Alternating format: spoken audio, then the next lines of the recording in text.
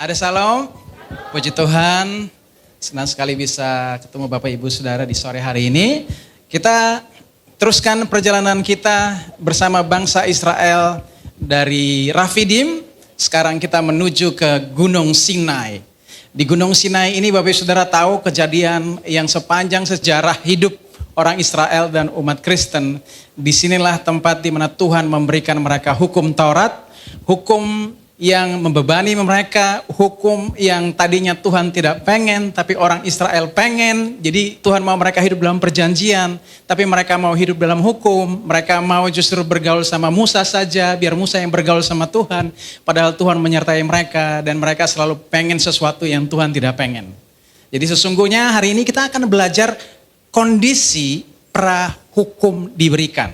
Sekali lagi, kondisi di mana sebelum hukum Taurat diberikan. Ya, 3 bulan setelah mereka keluar dari tanah Mesir, mereka tiba di Gunung Sinai. Dan di Gunung Sinai ini Tischendorf menemukan gulungan kitab yang ditemukan di abad keempat yang sangat terkenal, yaitu gulungan kitab Sinaiticus yang ditulis dalam bahasa Yunani dalam huruf besar. Dan di sana juga ada sebuah perpustakaan yang namanya Santa Katarina. Dan itu juga sampai sekarang terdapat dalam berbagai bahasa dan orang bisa belajar studi Alkitab di sana dengan cukup baik. Tetapi itu hanya secara singkat, kita pengen lihat apa yang Tuhan mau sampaikan, kondisi sebelum ia memberikan hukum Taurat kepada bangsa Israel. Kita lihat isi hati Tuhan, bagaimana Tuhan sesungguhnya tidak rela memberikan bangsa ini hukum Taurat. Kita lihat dari ayat yang pertama dulu. Lalu naiklah Musa menghadap Allah, dan Tuhan berseru dari gunung itu kepadanya, beginilah kau katakan pertama kepada keturunan Yakub dan kau beritakan kepada orang Israel. Jadi Tuhan mau menunjukkan betapa, lihat keturunan Yakub, seorang yang kecil, seorang yang penipu, seorang yang ringkih dari keturunan yang harusnya mewarisi janji. Saya juga bingung, kenapa Tuhan malah memilih Yakub sebagai Israel, sebagai Allah pemenang dibanding Abraham atau Ishak yang harusnya lebih stabil. Tetapi posisi yang terlemah justru yang dipakai Tuhan untuk menjadi sebuah bangsa yang besar. Sebelum dia menjadi Israel, dia hanya seorang diri, yaitu Yakub. Dan Yakub ini sekali lagi adalah keturunan paling lemah dari yang mewarisi perjanjian. Jadi kalau hari ini saudara merasa bahwa saudara adalah keturunan Abraham karena iman di dalam Kristus, kalau saudara merasa paling lemah, maka saudara tidak lama lagi akan diberkati sama seperti yang Yakub terima. Nah, ini kabar baik buat saudara. Kita lihat ketika dia mau menghadapi Esau. Di sini dia bilang apa? Yakub melanjutkan perjalanannya, lalu bertemulah malaikat-malaikat Allah dengan dia. Dan ketika Yakub melihat mereka, berkatalah ia, ini bala tentara Allah. Sebab itu dinamainya tempat itu Mahanaim. Jadi posisinya sebelum Tuhan memberitakan atau menyampaikan hukum Taurat kepada bangsa ini, Tuhan mau flashback. Hayo, mari kita lihat seberapa lemahnya kamu dulu. Tadi kita berbicara tentang Yakub. Kita juga akan melihat bangsa Israel. Tuhan mau memulai dari Yakub. Kita lihat apa yang terjadi ketika Yakub masih pertama-tama awal ketika dia dilindungi oleh Tuhan. Ketika dia masih seorang diri, ketika dia masih hanya sebuah keluarga kecil. Lihat di sini. Ketika dia takut menemui kakaknya Esau. Karena dia tahu bahwa jati diri dia adalah seorang penipu. Tapi apa yang terjadi? Di situ Tuhan menunjukkan dia sebuah perlindungan. Bahwa justru jauh sebelum kamu menjadi bangsa yang besar, engkau masih sangat kecil, engkau masih sebuah keluarga yang kecil. Tuhan sudah melindungi engkau dari masa dahulu sampai bahkan engkau menjadi besar. Jadi Tuhan mau pengen bilang bahwa jangan hidup di bawah hukum Taurat. Perjanjian kasih karuniaku cukup bagimu. Lihat, sebelum engkau menjadi besar seperti bangsa seperti sekarang ini pun, aku tetap dia yang tetap memelihara dan menjaga kamu. Makanya Tuhan menunjukkan dia malaikat supaya dia tahu bahwa ketika dia akan bertemu Esau, dia gak asal takut dengan pasukan Esau yang banyak, tetapi dia melihat perlindungan yang banyak. Banyak kali orang Kristen seperti itu. Dia sesungguhnya tidak secure dengan firman Tuhan dan yakin bahwa firman Tuhan itu menjaga dia. Kadang-kadang orang Kristen pikir bahwa kalau gue melihat malaikat mungkin gue akan lebih tenang. Padahal sesungguhnya malaikat sendiri justru rindu melayani kita karena Raja Agungnya sendiri juga melayani kita. Jadi Tuhan mau supaya kita bergaul penuh di dalam kekuatan firman-Nya. Tetapi apa yang terjadi? Lihat di sini Yakub ditunjukkan bala tentara Allah supaya Yakub tahu bahwa Yakub dilindungi. Dan Yakub dilindungi bukan karena Yakub baik, tetapi Yakub dilindungi karena janji Tuhan kepada Abraham bahwa keturunan Abraham pasti akan dilindungi. Supaya hari ini bukan karena kebaikan saudara-saudara dilindungi, tapi karena perjanjian Tuhan kepada Abraham dan kepada keturunan orang benar, yaitu keturunan rohani Abraham, mereka akan mendapat perlindungan dari Tuhan. Kita lihat selanjutnya. Lalu tinggallah Yakub seorang diri dan seorang laki-laki bergulat dengan dia sampai fajar menyingsing. Ketika orang itu melihat bahwa ia tidak dapat mengalahkannya, ia memukul sendi pangkal paha Yakub sehingga sendi pangkal paha itu terpelecok.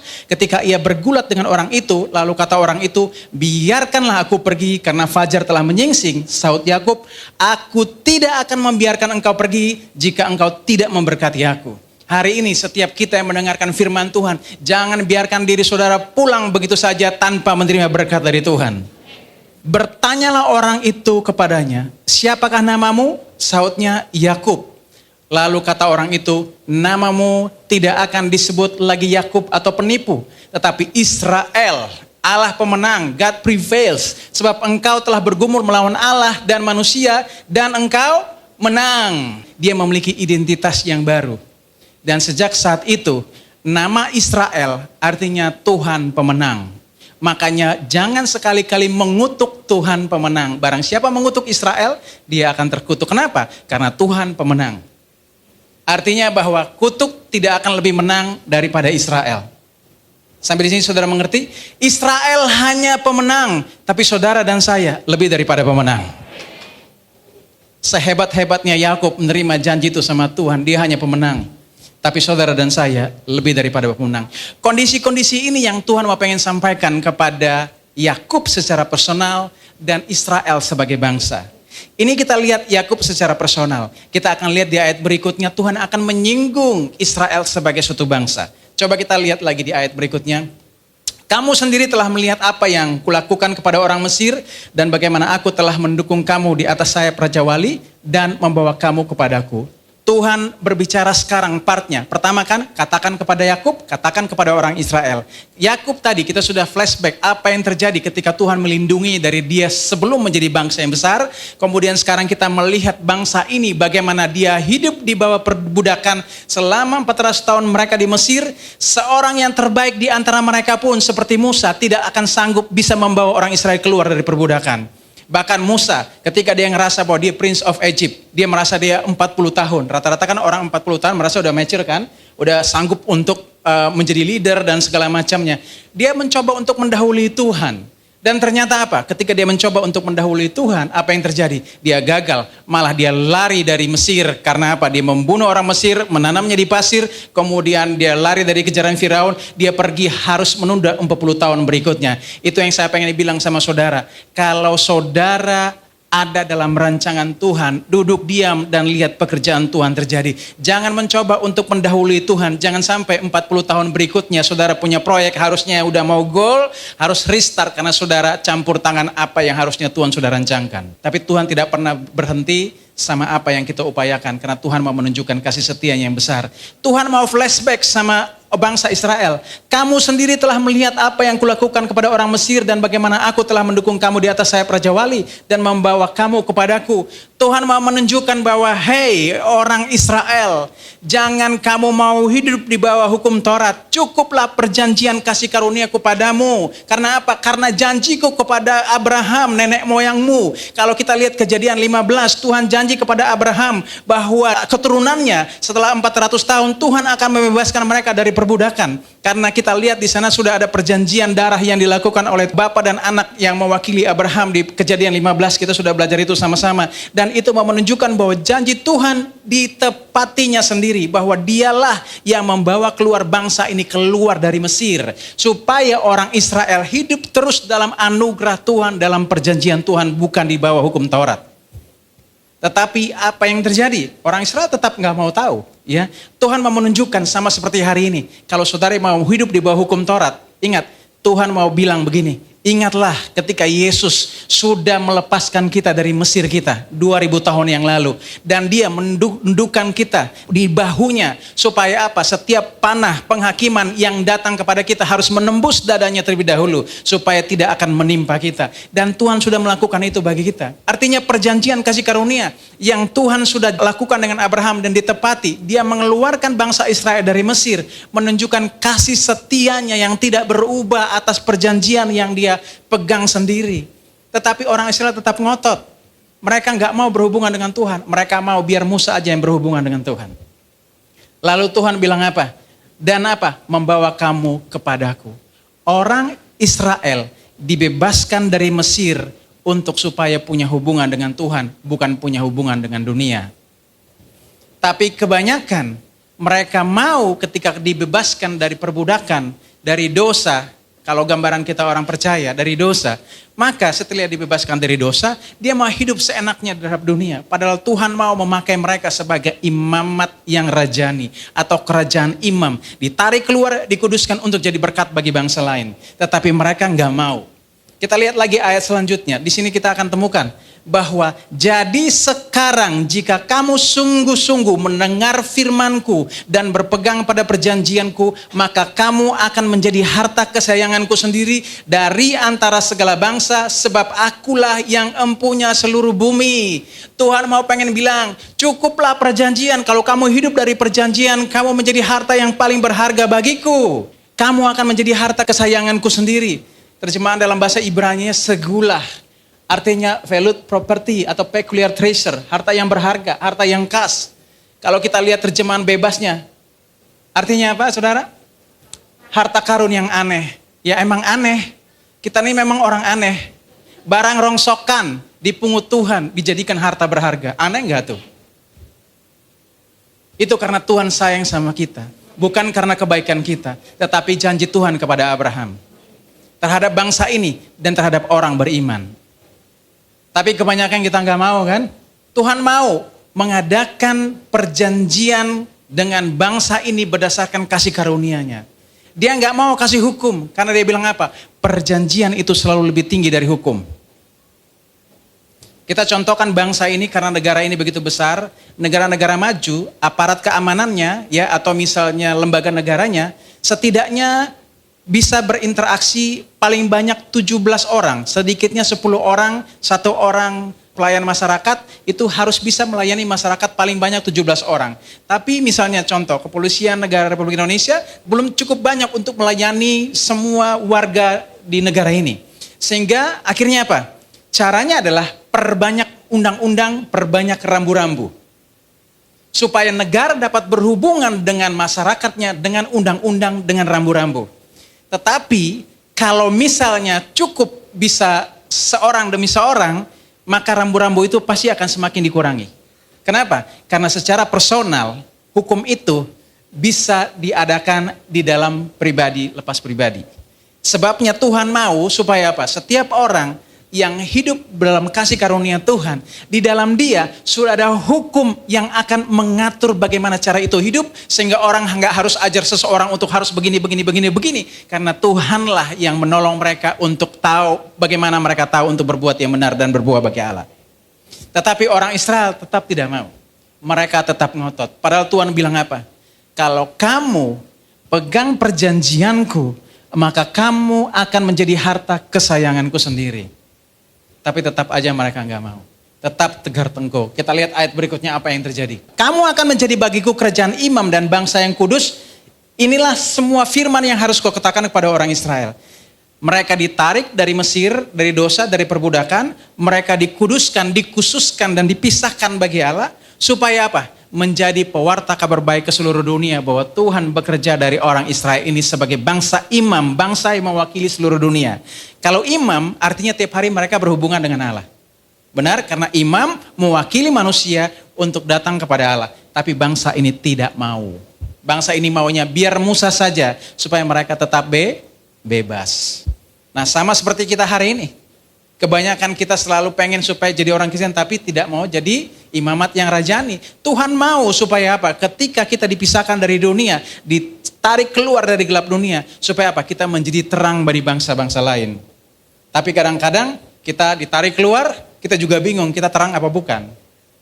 Ya, kita lihat lagi selanjutnya. Sebab itu harus lengkap memasang batas bagi bangsa itu berkeliling sambil berkata, jagalah baik-baik, janganlah kamu mendaki gunung itu atau kena kepada kakinya. Sebab siapapun yang kena kepada gunung itu, pastilah ia dihukum mati. Jadi, setelah Tuhan menjelaskan tentang kondisi sebelum hukum Taurat diberikan, dan ternyata orang Israel tetap bersikuku untuk ada di bawah hukum Taurat, Tuhan tahu hatinya, akhirnya Tuhan mulai membuat rambu-rambu. Lihat di sini dia bilang apa? Haruslah engkau memasang apa? Batas. Dulu orang Israel bebas datang kepada Tuhan. Anytime saat mereka butuh, mereka boleh datang kepada Tuhan. Tapi kalau mereka mau hidup di bawah hukum Taurat, maka mereka mulai akan melihat batas. Lewat perjanjian kasih karunia, bahkan Abraham, bahkan dia salah, dia menipu saja pun, kita sudah banyak belajar, tidak ada yang namanya hukuman, tidak ada yang nama batas. Orang kepada siapa yang ditipu, orang itu malah yang dihukum. Tapi justru ketika mereka mau hidup di bawah hukum Taurat, mulai ada batas. Saudara kalau pulang baik-baik baca di rumah, di pasal 19, bahkan Tuhan mulai memerintah mereka. Katakan kepada bangsa Israel, 3 hari mereka harus mencuci pakaiannya. Jadi rame-rame bukan orang Israel pergi ke laundry pakaian, bukan. Tapi mereka menjaga sikapnya seperti pandangan kita sekarang kan, menjaga kekudusan. Dengan versi apa? Alkitab bilang apa? Di Kejadian 19, mereka bahkan tidak boleh berhubungan dengan istri mereka atau dengan perempuan. Bayangkan Bapak Ibu Saudara, mereka sudah menguduskan dirinya. Bahkan sama istrinya sentuh pun mereka kagak mau. Tetapi walaupun secara versi mereka sudah merasa mereka melakukan itu taat dan merasa sudah kudus pun, mereka tetap tidak boleh lewat batas. Coba bisa bayangkan, saudara ngerasa bahwa saudara sudah melakukan kekudusan Allah menurut versi saudara. Tapi begitu saudara mau maju menerima berkat atau mau masuk mengakses rahmat Tuhan, ternyata nggak boleh. Kenapa? Nggak boleh dilanggar. Kenapa? Karena hukum itu. Jadi Tuhan sebenarnya mau bahwa sesungguhnya, hey, mari hidup di bawah perjanjian, bukan hidup di bawah hukum. Tetapi apa lihat kondisi selanjutnya? Kita lihat lagi di sini. Gunung Sinai ditutupi seluruhnya dengan asap. Karena Tuhan turun ke atasnya dalam api. Asapnya membumbung seperti asap dari dapur. Dan seluruh gunung itu gemetar sangat. Pemandangan seperti ini, kalau saudara ikuti khotbah ini, serial ini dari awal, ketika orang Israel ada di Laut Merah, maka apa yang terjadi? Pemandangan menyeramkan ini hanya ada di dalam penglihatan kepada orang Mesir. Kenapa? Di orang Israel, mereka melihat terang, sedangkan di orang Mesir, mereka hanya melihat gelap. Tetapi ketika hukum Taurat mulai disampaikan di dalam bangsa ini, ya, apa yang terjadi? Justru pemandangan yang harusnya terlihat bagi musuh, sekarang terlihat bagi bangsa ini sendiri. Masih mau hidup di bawah hukum Taurat? Tadinya, kalau kita lihat di dalam Keluaran pasal 14, ketika orang Israel dibawa keluar dari Laut Merah, apa yang terjadi? Sebelum orang Mesir ditenggelamkan, pemandangan menyeramkan ini ada di posisi orang Mesir. Melihat seramnya kekuatan tangan Tuhan yang kuat. Sedangkan orang Israel di sisi yang lainnya hanya melihat terang. Mereka tidak melihat pemandangan yang sangat menakutkan seperti ini. Tetapi semenjak hukum Taurat akan disampaikan pada bangsa ini, apa yang terjadi? Pemandangan yang harus ditujukan kepada musuh sekarang seolah-olah menantang umat ini. Jangan main-main dengan hukum Taurat. Dia bilang apa tadi? Bahkan binatang yang menyentuhnya harus mati. Lihat di ayat selanjutnya, kita lihat lagi. Seluruh bangsa itu menjawab bersama-sama, segala yang difirmankan Tuhan akan kami lakukan. Lalu Musa pun menyampaikan jawab bangsa itu kepada Tuhan. Mereka belum mendengar satupun hukum itu Tuhan sampaikan. Karena yang tadi kita dengar awal-awal itu Tuhan hanya menyampaikan kondisi bahwa sebelum hukum Taurat diberikan, saya pengen kasih tahu kepada bangsa ini bahwa saya sangat mengasihi mereka. Oleh karena janji saya kepada Abraham, saya akan menjadikan mereka harta kesayanganku sendiri. Ya, mereka akan kujaga, mereka kulindungi, mereka kupagari, apa yang mereka mau mereka akan terima, mereka boleh bebas datang kapan saja mereka mau di saat mereka perlukan. Tetapi ketika hukum ini akan diberikan, maka mereka tidak boleh, bahkan datang melihat-lihat saja tidak boleh. Jadi istilahnya ada apa tuh? Kalau dulu boleh bebas ngelonong gitu, masuk keluar, sama seperti kita lihat pemandangan di kemah Daud. Ya, orang boleh masuk keluar, tetapi ada tabernakel hanya imam saja yang kudus yang boleh masuk. Dan kalau misalnya ada dosa pun dia harus mati. Semenjak saat itu, setiap apapun yang namanya berurusan sama hukum Taurat, kalau saudara benar-benar tidak mencapai standar yang diingini Allah, maka saudara akan mati. Tetapi apa yang terjadi? Tuhan mau supaya kondisi-kondisi ini, supaya orang Kristen jangan mau kembali kepada hal yang Tuhan sendiri tidak ikat perjanjian itu dengan kita. Tuhan mengikat perjanjian ini dengan bangsa Israel, bukan dengan orang Kristen. Orang Kristen hanya menerima anugerah dari Tuhan yang dijanjikan Tuhan kepada Abraham. Terus kemudian kita lihat lagi di ayat selanjutnya. Tangan seorang pun tidak boleh merabanya. Sebab pastilah ia dilempari dengan batu atau dipanahi sampai mati. Baik binatang, baik manusia, ia tidak akan dibiarkan hidup. Hanya apabila sangkakala berbunyi panjang, barulah mereka boleh mendaki gunung itu. Sekali lagi di ayat 19, diulang lagi. Bunyi sangkakala kian lama kian keras. Berbicaralah Musa, lalu Allah menjawabnya dalam guru. Jadi, ketika hukum Taurat itu disampaikan dan orang Israel belum mengerti apa-apa, tidak ada satu hukum pun dari 613 hukum itu dibicarakan, mereka dengan sombong tadi bilang apa? Kami sanggup ya melakukan semua firman yang dikatakan. Padahal ada konsekuensi bahwa mereka akan ada di bawah kutuk dan mereka pasti akan mati karena tidak ada satu orang pun yang dapat lolos ketika mereka hidup di bawah hukum Taurat. Kenapa? Salah satu saja dosa terhadap semua dan mereka pasti akan mati. Tapi mereka dengan sombongnya mereka bilang mereka sanggup. Padahal apa? Mereka sebenarnya tidak sanggup. Lalu di sini kalau kita lihat dibilang apa? Sangat ketat. Jangankan lihat-lihat, meraba aja batas itu tuh nggak boleh. Sebab pastilah ia dilempari dengan batu atau dipanai sampai mati. Baik binatang, baik manusia, ia tidak akan dibiarkan hidup. Hanya apabila apa? Sangkakala berbunyi panjang. Mau berbicara tentang apa? Sangkakala berbicara tentang sebuah benda yang dibuat dari apa? Tanduk hewan. Atau kadang-kadang terbuat dari perak yang melambangkan penebusan. Sebelum ada suara penebusan, seorang pun tidak boleh lewat batas. Sampai sini saudara mengerti dan paham? Jadi sebelum ada suara penebusan, orang gak boleh lewat, raba-raba, tengok-tengok, lihat-lihat. Saudara jangan main-main. Jangankan juga cuma hanya mau hidup di bawah hukum Taurat. Seperti apa sih? Punya keingintahuan aja, sudah ada warning, hati-hati. Jangan sampai raba-raba, jangan sampai pengen tinggal di dalamnya.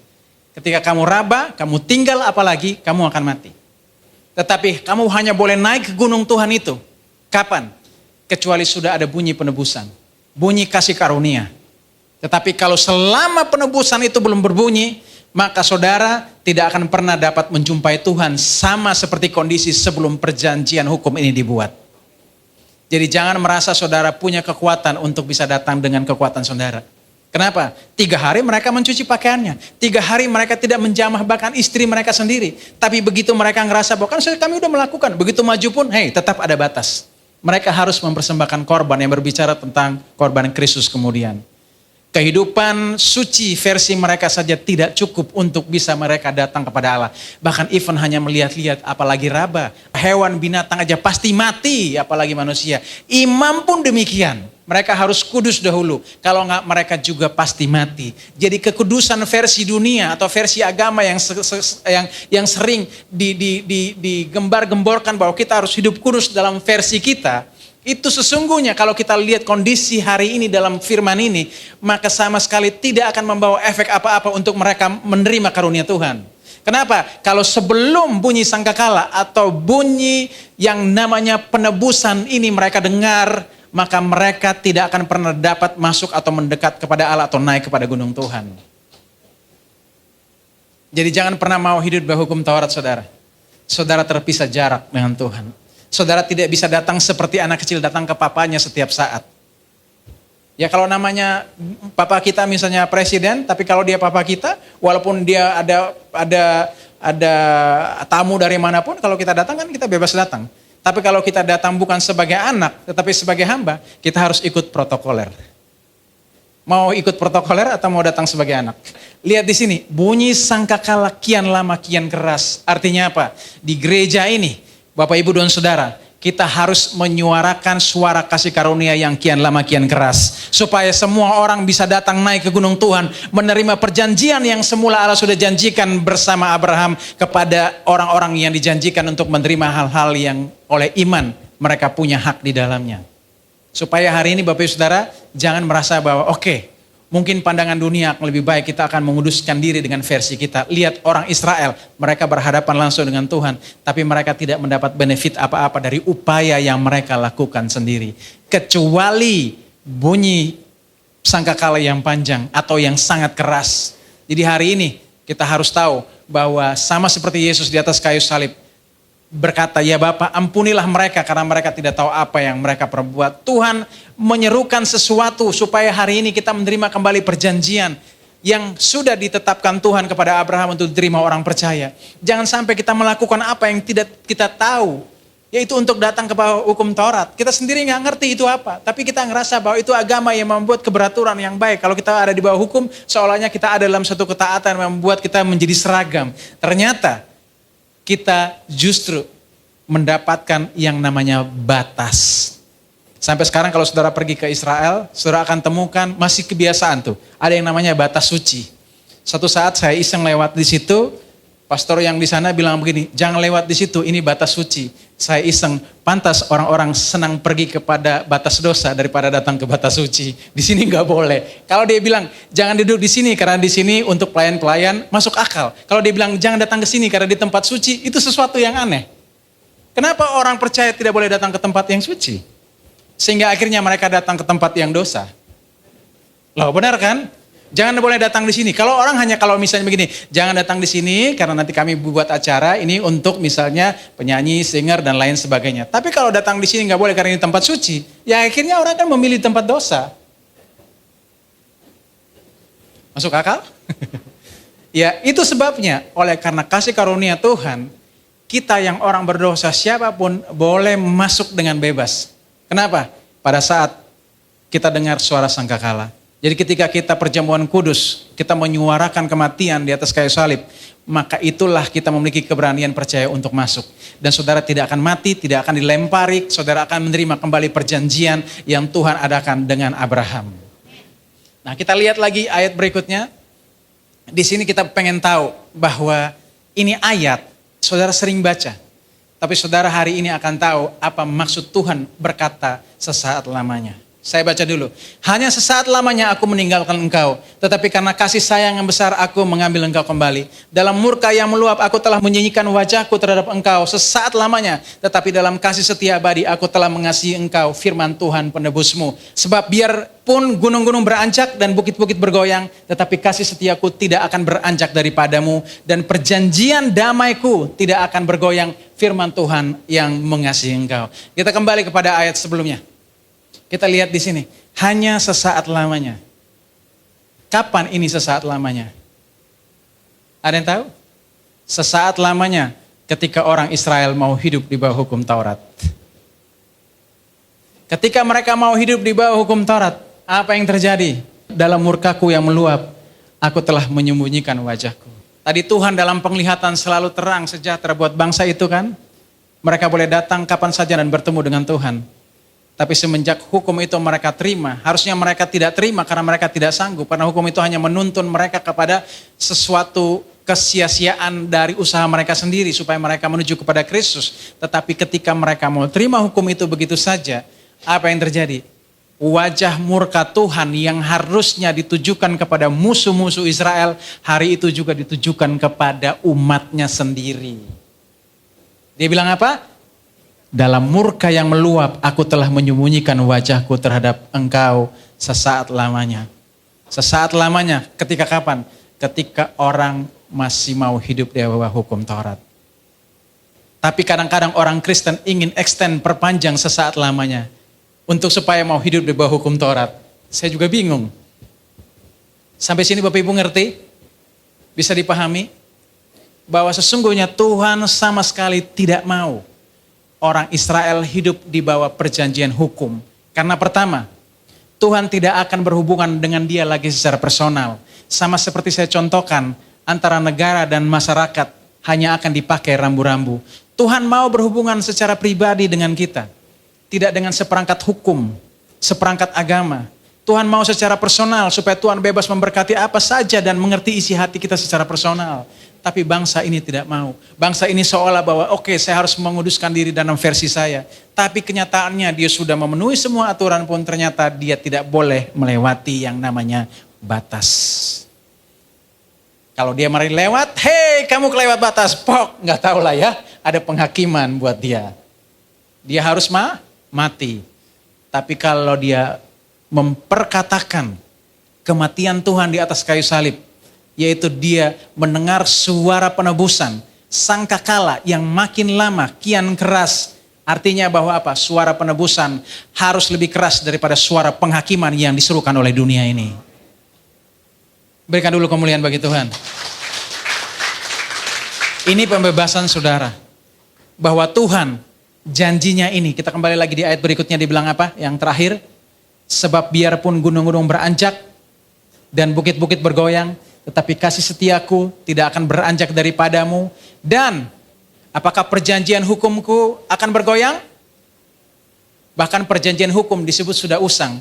Perjanjian hukum dapat bergoyang. Benar demikian? Klausal-klausalnya setelah dipenuhi, dihentikan. Tapi yang tidak pernah berhenti adalah perjanjian kasih karunia Tuhan. Dia bilang apa? Perjanjian damaiku, perjanjian kasih karuniaku tidak akan bergoyang. Firman Tuhan yang membenci engkau, yang mengasihi engkau. Supaya kita tahu bahwa sejak awal Tuhan sebelum memberikan hukum ini, dia pengen kasih tahu kondisinya bahwa apa? Aku mengasihi engkau. Engkau harta kesayangan bagiku. Engkau segulahku. Engkau kujaga. Ya, yang demi kamu aku rela mati. Walaupun orang bilang engkau sampah dan Tuhan orang Kristen sama seperti pemulung karena mau memungut sampah-sampah seperti kita. Tetapi ketika dia mengambil sampah ini, puji Tuhannya dia tidak daur ulang, tapi dia menciptakan menjadi baru. Sehingga kalau orang tuduh bahwa bukan kamu yang dulu sudah mati, sekarang aku yang baru dalam Tuhan. Jadi orang tidak bisa menghakimi engkau dengan masa lalu. Karena apa? Masa lalumu sudah dibawa mati pergi bersama Kristus ke dalam kematiannya. Karena kebangkitannya hari ini kau jadi orang benar. Kamu memiliki identitas yang baru dalam Tuhan. Hari ini orang tidak bisa menghakimi kamu dengan masa lalu. Karena kamu punya masa depan karena Kristus hidup. Dan perjanjian kasih setianya tidak pernah bergoyang, tidak pernah bergoncang. Dan tidak pernah beralih dari hidupmu. Lihat, perjanjian kasih karunia atau perjanjian kasih setia, sekali lagi Bapak Saudara ingat, grade-nya lebih tinggi dari perjanjian hukum. Jadi jangan mau hidup di bawah hukum, tetaplah setia hidup di dalam perjanjian kasih karunia Tuhan. Karena ketika orang Israel dilindungi, Yakub pribadi dilindungi, bukan karena Yakub baik, tetapi karena perjanjian kasih karunia Tuhan. Nanti minggu-minggu yang akan datang kita akan lihat bagaimana kondisi perjanjian itu sendiri. Bagaimana Yesus menggenapi hidup. Ketika dia hidup dan dia mati, menggenapi 2 loh batu yang menggambarkan penggenapan akan hukum Taurat. Supaya saudara tidak lagi ketika minta roti dilempari dengan batu. Atau dilempari dengan hukum Taurat. Karena dia bilang gini, papa mana yang anaknya minta roti, minta kasih karunia, dikasih hukum Taurat. Papa yang mungkin ada di gereja sebelah, tapi tidak di Bethesda Church. Ada amin? Karena di sini kita mengenal papa yang mengasihimu. Papa yang mau menggendong kamu terus sampai putih rambutmu, aku tetap dia. Meskipun gunung goncang-goncang, kasih setianya tetap tegak. Walaupun perjanjian hukum bisa dibatalkan karena apa? Kristus sudah menggenapinya, tapi kasih karunia tidak akan pernah bergeser. Ini kabar baik? Supaya saudara percaya, saudara hidup tinggal tenang di dalamnya. Jangan pernah mau hidup di bawah hukum Taurat. Karena ini sangat tidak baik dan tidak berguna. Bahkan saudara mencoba untuk kudus pun tidak akan memberi pengaruh apa-apa dengan kekudusan saudara. Untuk bahkan hanya melihat-lihat keadaan Tuhan di gunung Tuhan yang kudus. Supaya saudara hari ini punya kekuatan percaya, hidup. Karena Tuhan sudah memerdekakan kita dari kutuk perbudakan dosa. Sama seperti orang Israel dibebaskan dari perbudakan Mesir. Masa ia dibawa keluar untuk jadi perbudakan hukum Taurat? Tuhan gak mau. Tuhan mau apa? Aku membawa engkau keluar kepadaku supaya engkau menjadi umat pilihanku sendiri, menjadi bangsa kudus, imamat yang rajani, kerajaan imam, supaya memberitakan pekerjaanku yang besar kepada bangsa-bangsa lain. Orang Israel kan sampai hari ini kan eksklusif, tidak mau keluar. Dia merasa bahwa dia umat pilihan Tuhan, tapi dia tidak mau keluar. Dia menyembunyikan harta itu bagi dirinya sendiri. Tapi hari ini Tuhan pilih kita sebagai terang dan garam. Supaya apa? Kita terus menerangi, kita terus menggarami. Garam memiliki pengertian mengawetkan. Supaya apa? Kasih kita tidak pernah yang namanya basi. Makanya kalau kita mengenal perjanjian garam, artinya apa? Kasih kita tetap menyala, tetap terang, dan kasih kita tetap awet sampai kedatangan Tuhan. Ketika Tuhan Yesus bangkit, dalam bahasa Yunani mereka berkumpul bersama, bisa diterjemahkan bahwa mereka makan garam bersama. Supaya mengingat bahwa perjanjian damai ini tidak pernah ada yang namanya basi. Tapi tetap ada rasanya. Karena kalau garam yang sudah tidak punya rasa lagi atau sudah hambar, dengan apa diasinkan? Enggak ada lagi kecuali dibuang orang. Tapi hari ini kita tetap pegang bahwa Kristus adalah kebenaran kita. Dia adalah perjanjian abadi kita yang tidak akan dapat bergoyang. Jadi walaupun tubuh kita, daging kita habis lenyap, tapi bagian kita tetaplah Allah sampai selama-lamanya. Berikan kemuliaan bagi nama Tuhan Yesus Kristus. Kita berdoa. Bapa dalam surga, kami mengucap syukur Tuhan bahwa Engkau memberitakan kasih-Mu yang besar. Jauh sebelum kami ada dalam kondisi melihat perjanjian hukum yang Engkau lakukan dengan bangsa Israel karena mereka merasa mereka mampu. Tapi hari ini kami mendengar Tuhan, bahwa Tuhan memberikan kondisi, bahwa Tuhan mengasihi mereka. Tuhan menarik mereka keluar dari kegelapan. Tuhan ingin merancangkan sesuatu bagi mereka itu supaya mereka menjadi kerajaan imam yang menjadi berkat bagi bangsa-bangsa lain. Tapi mereka enggak mau. Mereka menolak untuk bergaul dekat dengan Allah secara pribadi. Mereka hanya mau supaya Musa saja yang bergaul dengan Allah, biar mereka bergaul dengan seperangkat hukum atau aturan atau yang kita kenal sebagai agama. Tuhan tidak mau. Tuhan menyatakan kepada mereka bahwa kondisi itu juga tidak akan membuat kamu akan bisa dapat menerima berkat-Ku. Walaupun engkau menguduskan dirimu, engkau hanya sampai di batas suci. Engkau bahkan tidak bisa melihat-lihat apa keadaan di atasnya. Bahkan kalau tanganmu meraba pun engkau akan mati. Imam pun kamu akan mati. Tapi kalau kamu melihat kepada Kristus, kepada suara sangkakala berbicara tentang penebusan, maka di saat sangkakala berbunyi makin lama makin keras, engkau dapat dengan bebas masuk ke gunung Tuhan, naik ke gunung Tuhan, untuk menerima kasih karunia dan rahmat-Nya pada waktunya. Itu sebabnya hari ini saya mengajak Bapak Ibu Saudara untuk tetap tinggal, tetap pegang perjanjian kasih setia Tuhan yang tak pernah bergeser. Jangan mau hidup di bawah hukum Taurat yang hanya membawa kita kepada sebuah keputusasaan, sebuah kelelahan hidup beragama yang pada akhir-akhirnya hari ini baik, lusa baik, setahun kemudian baik, 5 tahun kemudian jatuh lagi di posisi yang sama. Mungkin saudara pikir bahwa saudara dengan usahamu akan sanggup membuat Allah akan dimotivasi untuk memberkati saudara. Saudara lupa bahwa jauh sebelum saudara meminta, Allah telah menyediakan bagi saudara di atas kayu salib. Saudara lupa bahwa jauh sebelum saudara lahir, perjanjian kasih karunia sudah ditegakkan bersama Abraham untuk orang benar. Supaya hari ini saudaranya hidup menerima.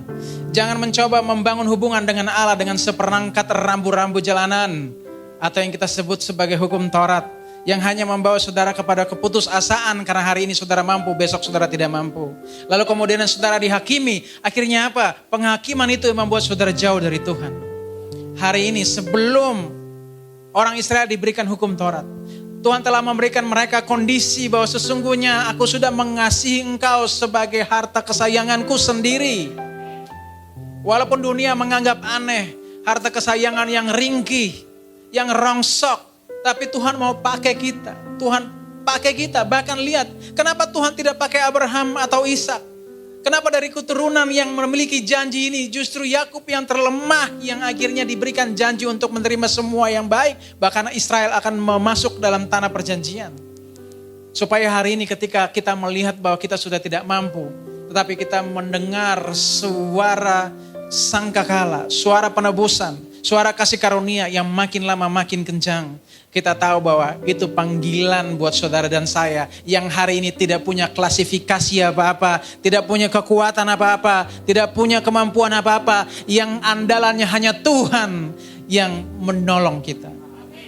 Supaya hari ini saudara punya kemerdekaan untuk hidup berhubungan dengan Tuhan. Jangan ada comblang lagi karena saudara adalah papa dan anak. Jangan menggunakan seorang perantara lagi, karena Kristus adalah perantara perjanjian baru, bukan seperangkat hukum yang saya sebut sebagai rambu-rambu jalanan. Kenapa? Kalau saudara salah, saudara akan dihakimi dengan cara yang keji. Bahkan untuk melihat-lihat saja pun tidak bisa, untuk menengok saja tidak bisa, apalagi jangan coba-coba hidup di dalamnya. Hari ini suara kasih karunia, trompet sangkakala Allah udah meniup dengan kencang, udah kita dengar dengan kencang. Artinya itu penebusan kita. Selalu lihat kepada pekerjaan yang Tuhan sudah selesaikan di atas kayu salib. Sama seperti tadi kata Tuhan kepada bangsa Israel, kamu sudah lihat betapa aku telah melepaskan kamu dari Mesir. Kamu sudah lihat betapa Yesus sudah melepaskan kamu dari dosa. Supaya hari ini hidupmu berdeka bagi Tuhan. Supaya engkau menjadi imamat yang rajani, yang menjadi berkat bagi bangsa-bangsa lain.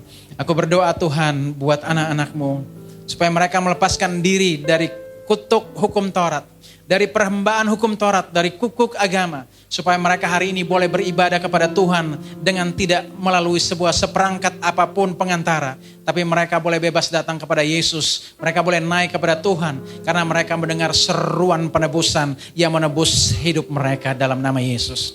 Supaya mereka memperoleh janji yang Tuhan berikan kepada Abraham. Dan meskipun gunung-gunung beranjak, bukit-bukit bergonjang, mereka tahu bahwa kasih sayang Tuhan Yesus tidak pernah beranjak sedetik pun dari kehidupan mereka. Di dalam nama Tuhan Yesus Kristus, semua yang percaya diberkati. Sama-sama kita katakan, amin. Berikan kemuliaan bagi nama Tuhan Yesus Kristus.